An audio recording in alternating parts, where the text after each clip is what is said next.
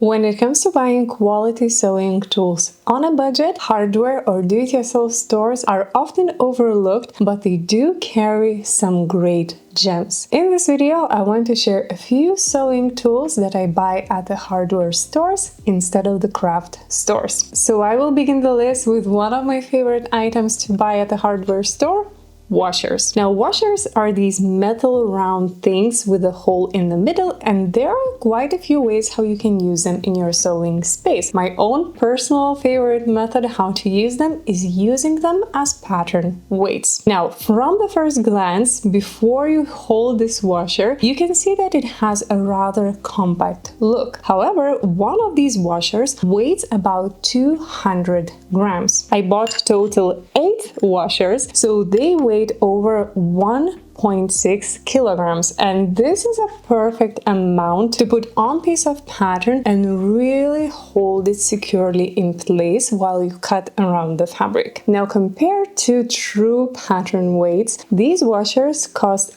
only a tiny fraction, but what I like most about it is that they take very little space, and total of 1.6 kilograms of pattern weights in washers take up this little space, so I can literally put it anywhere in my sewing space and they won't take a lot of area. Now, washers come in different sizes in different ways, and while I do prefer using those big ones for my pattern weights, if you have a small washer, you can use it as well. So this is sort of a hack, but if you're working with a pattern and you want to add seam allowance, you take one little washer, you put a pencil right at the center hole, and with the help of a ruler, you navigate the washer with the pencil all along the seam allowance, and you have added quite easily perfect seam allowance, which will be equal all around your pattern detail, all with the help of this very tiny, super cheap washer. Now, the second item that you can get at hardware stores for cheap, and it's a true hidden gem: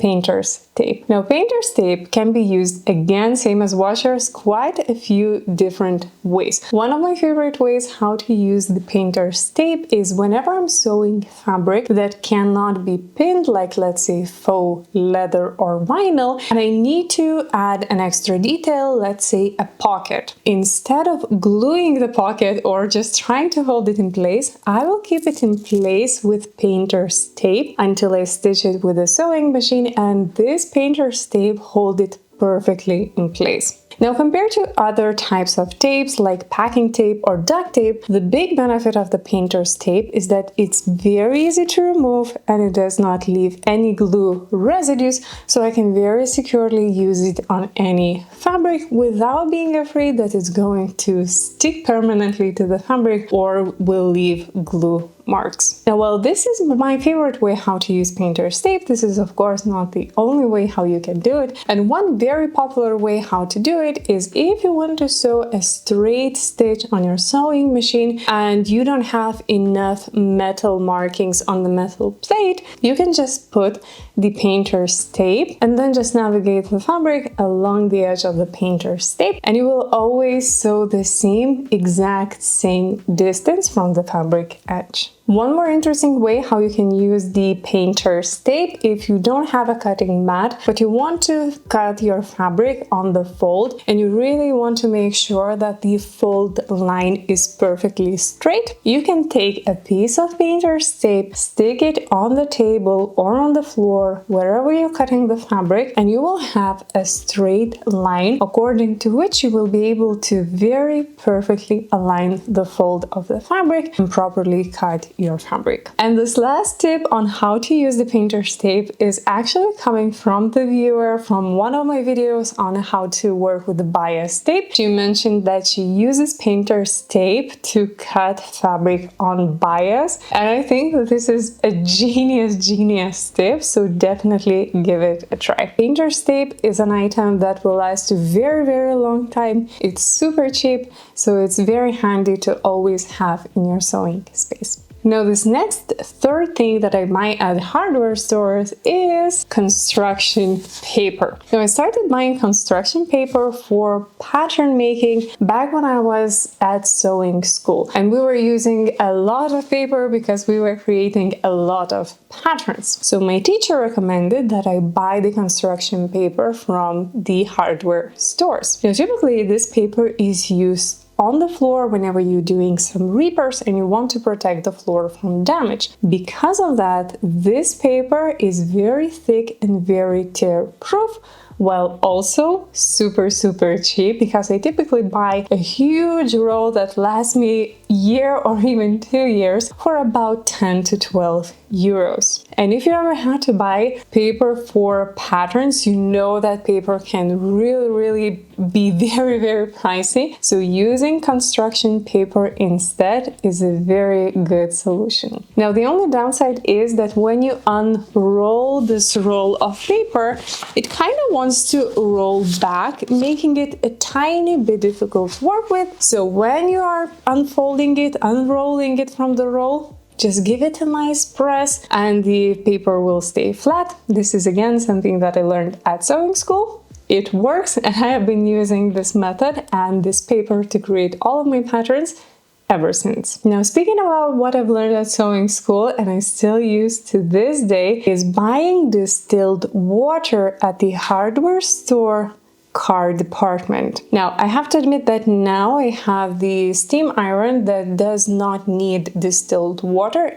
Instead, it uses regular tap water. But before this iron, I was using the steam iron that needed just distilled water. And if you buy distilled water at the craft store, you know that it can be very pricey. But buying distilled water at the hardware store car departments is super cheap, and you can get 5 liters for literally just a little bit over €1. So back when I was using distilled water in my steam iron, this little tip saved me so much money, because when I'm steaming, when I'm pressing, I do use quite a lot of water. So this was a really good budget tip. Now, this next tip, I did not know that it's not as common as I thought it was, but it's actually buying plastic film in the gardening section. Now, you know that I am a big fan of Burda patterns, and I typically buy the Burda patterns as a magazine where it has these big sheets of patterns, and you need to find the right size, the right pattern detail, and trace all around. Now, for tracing, you can use either a see-through paper, so something like baking paper, or you can use plastic film. And if you buy it at the gardening section of the hardware store, the plastic film is very cheap and very sturdy, making tracing very simple and quick task. Now, again, the gardening film is very cheap. Of course, it depends on the season if you can find it in the store or not, but if you can, this is something that you can definitely use to trace around your patterns. Or if you cannot find that plastic film, another hack that I sometimes use, I cut the garbage bags and use them to trace my patterns. Another great tool that you can buy at the hardware stores, or actually don't buy because most likely you already have it, is a hammer. Now, if you ever needed to install like snaps, eyelets, rivets, and you buy a set, you most likely needed to use a hammer to set that accessory in place. However, this is not the only way how you can use a hammer for sewing. And next time you're sewing very bulky fabrics and you need to sew for seam corrections, like maybe you're sewing denim, maybe you're sewing jeans or canvas, just give it a few bangs with the hammer, and this will soften the fabric and soften the seam connection, making it much easier to sew. I know that it does sound like a hack, but it is not a hack, and it's a method very often used in the industry. Now, this next item is technically not a tool, but I still want to recommend it, and it's toolbox. Now, if you watched any of my previous videos about sewing space organization, you know that I use my clear toolbox that I bought, I think, on Amazon, and I really love using this toolbox because it made organizing my sewing space a much easier task. Now, because I use my toolbox all the time and it's always always put somewhere in my sewing space. I wanted it to be clear and aesthetically fitting in my sewing space. However, if you do not need to put it always on display, hardware stores have great toolboxes in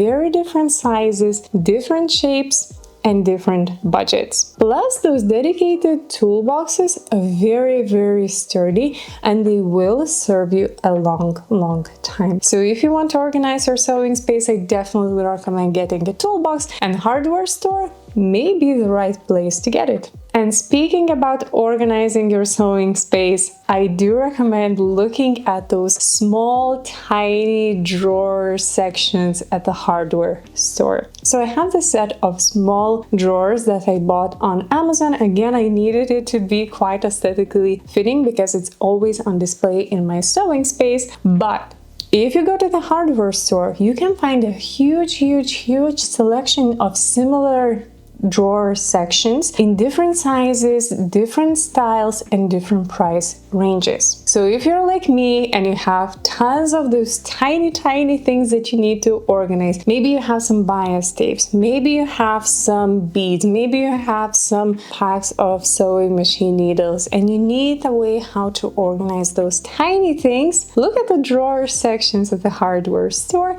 and maybe you will find a right solution for you. Now this next thing, I haven't bought it yet, but I love the suggestion from the viewers, and it's getting a work desk at the hardware store. Now, in one of my previous videos, I mentioned that I have this rather flimsy sewing table that is not very stable because, let's be honest, it was not intended for the specific use that I'm using it. And every time I'm sewing it, especially if I'm sewing on high speed, it kind of vibrates and it doesn't create a very nice feel. And in that video, quite a few viewers recommended getting a work desk from a hardware store because those desks are specifically designed to hold very heavy weight and not vibrate. So I want to make this update sometime in this year. So I will be looking at those desks and I will be looking at them at the hardware stores. I haven't bought them yet, but I think that this idea is really good. And if you want to buy a sturdy work desk